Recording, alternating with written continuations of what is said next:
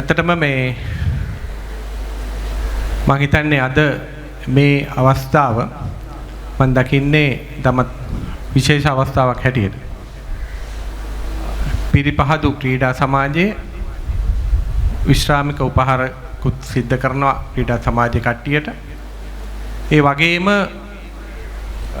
රසවින්දන වැඩසටහනකුත් එක්ක මම හිතන්නේ මේ පිරිපහදුව කිව්වම මේ සියලුම සේවකයෝ සියලුම දෙනා ඊටමත්ම කාර්ය බහුල ගිනි රස්නෙත් එක්ක වැඩ කරන කට්ටිය.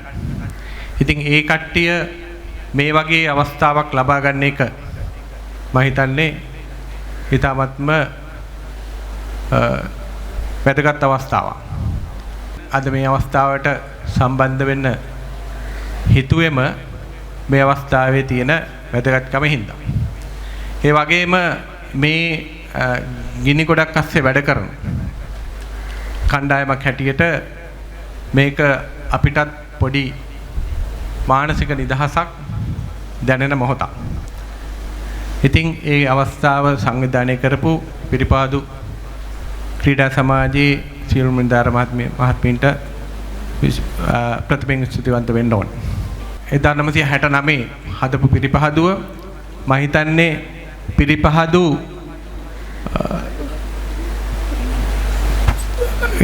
පවුල කියලා මම හිතන්නේ ඉස්සරලා මම අහලා තියෙනවා.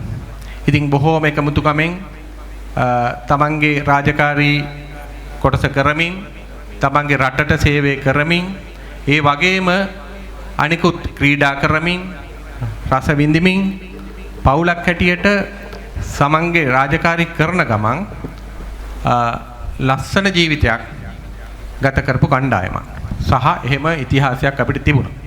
එතකොට ඇත්තටම මේ වගේ දෙයක් කිරීම සම්බන්ධයෙන් මම ඊටාම සතුටු වෙනවා. මොකද වැඩ කරන වෙලාවට වැඩ කරන්න ඕන. ඒ වගේම ජීවිතේ විඳින එක පස්සට දාන්න ඕනේ නැහැ. මොකද හෙට නෙවෙයි ජීවිතේ විඳින්න ඕන අද. එතකොට ඒක නිසා අපි දකින්නේ හැම වෙලාවකම මහන්සිලා වැඩ කරනවා වගේම ජීවිතය විඳින්න ඕන. ඉතින් මේක ඒකට හොඳ අවස්ථාවක්.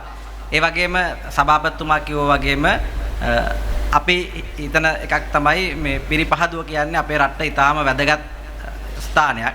එතකොට ඒ ස්ථානය රැකගන්න සහ වැඩි දියුණු කරන්න අපි ක්‍රියාමාර්ග ගනිමින් ඉන්නවා. ඉතින් ඒ සඳහා ඔබතුමන්ලාගේ කැපවීම අත්‍යවශ්‍යයි. මොකද සමහරලාට අපි දකින එකක් තමයි අපිට සමහරලාට හිතෙනවා මේ පිරිපහදුව රැකගන්න ඕන ඇඟේ හයියෙන් කියලා සමහරලාට අපිට හිතෙනවා. නමුත් එහෙම රැකගන්න බෑ. මොකද සමහරට ඒක 69 දී සමහරට හරි තියරියක් වෙන්නේ නැති. හැබැයි දැන් එහෙම බෑ. දැන් ඒක රැකගන්න වෙන්නේ මොලෙන්. එතකොට ඒකින්ද අපි ඊටාම හොඳ වැඩපිළිවෙල කීපයක්ම ලෑස්ති කරලා තියෙනවා. ඒ කරලා තියෙන හැම දෙයක්ම කරන්නේ මේ පිරිපහදුව රැක ගන්න සහ පිරිපහදුව වැඩි දියුණු කරන්න. එතකොට අපි බලාපොරොත්තු වෙනවා මේ පිරිපහදු කියන කර්මාන්තය රටේ ප්‍රධාන ආදායම උපයන මාර්ගයක් බවට පත් කරන්න. ඉතින් ඒ සඳහා ඔබ සියලු දෙනාගේම සහයෝගය අවශ්‍යයි. ඉතින් ඒක මතක් කරමින් ඔබ සෑම දිනකටම මේ විශ්‍රාම දිවියට ගියපු මහත්මින් ඉන්නවා මෙතන.